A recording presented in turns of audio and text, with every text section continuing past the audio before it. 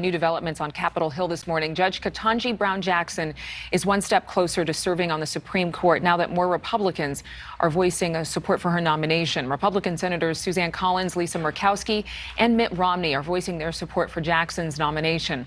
A full Senate vote could happen by the end of the week. Now, if confirmed, Jackson will be the first black woman to serve on the Supreme Court. A campaign promise is proving to be controversial for President Joe Biden. Next month, Title 42, a Trump-era immigration policy restricting immigrants from crossing, will end. And the Democratic Party is divided on how to move forward. Joining us right now is the Hill's Julia Manchester to discuss the divisions among Democrats over Title 42. Good morning to you, Julia. There is some bipartisanship here, which is rather thrilling. The fact that there are Democrats and Republicans on the same page about anything, especially immigration. Democrats like Mark Kelly of Arizona, Maggie Hassan of New Hampshire have spoken out. They agree that without a plan in place, ending Title 42 could be far worse.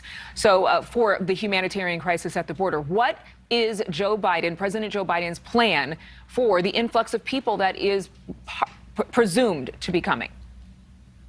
Yeah, well, good morning, Adrienne. I think that's the question everyone is asking, and that's what Republicans, I should say, are really pouncing on. What is the plan? We know that last year, President Biden appointed Vice President Kamala Harris to handle the situation at the border. So I think we are waiting to see, how those immigrants that are flowing over the southern border and how, maybe some illegal migrants are getting over, how they deal with that. But I will say this, for Republicans, this is a major campaign issue, and far before President Biden decided to repeal Title 42, we saw Republicans already pouncing on the issue of immigration, which is why you have Democrats like Mark Kelly, a senator from Arizona, Maggie Hassan, senator from New Hampshire, both facing re-election bids this year and very much urging President Biden to come up with a plan right now, because that's the Republicans' main talking point here, Adrienne. It's Title 42 being repealed, and also what replaces it? How do we stem the flow of migrants? Because we do know that, Republicans are painting this as, a major crisis at the border, and that, if this crisis continues, we could see crime, another campaign issue they've been really zeroing in on, crime rising. Well, it's not a surprise that Republicans are painting it, as you said, as a crisis. But for moderate Democrats to actually use similar language, speaking about how many people are crossing over, and look, so many people are compassionate to the plight of people who are looking for safety, looking for asylum.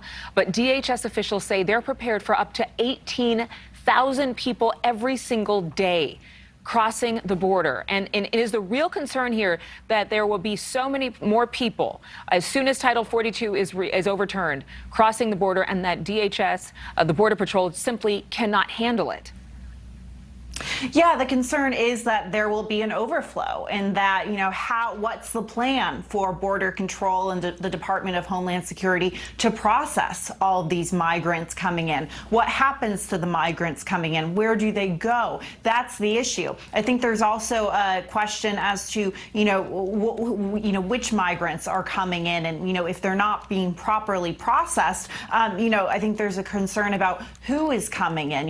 If there are, you see Republicans talking about potential drug cartels or, human traffickers coming over the border and really exploiting the situation. That's a question a lot of moderate Democrats and Republicans are asking, because, this is all a processing issue. How does DHS, how does Border Patrol keep track of everyone coming over the border? Meanwhile, there are a lot of charitable and church-based, faith-based organizations that are doing what the government has yet to do, which is help these folks as they come across the border with everything they need to just to live life. Julia Manchester, thank you so much for being with us, as always.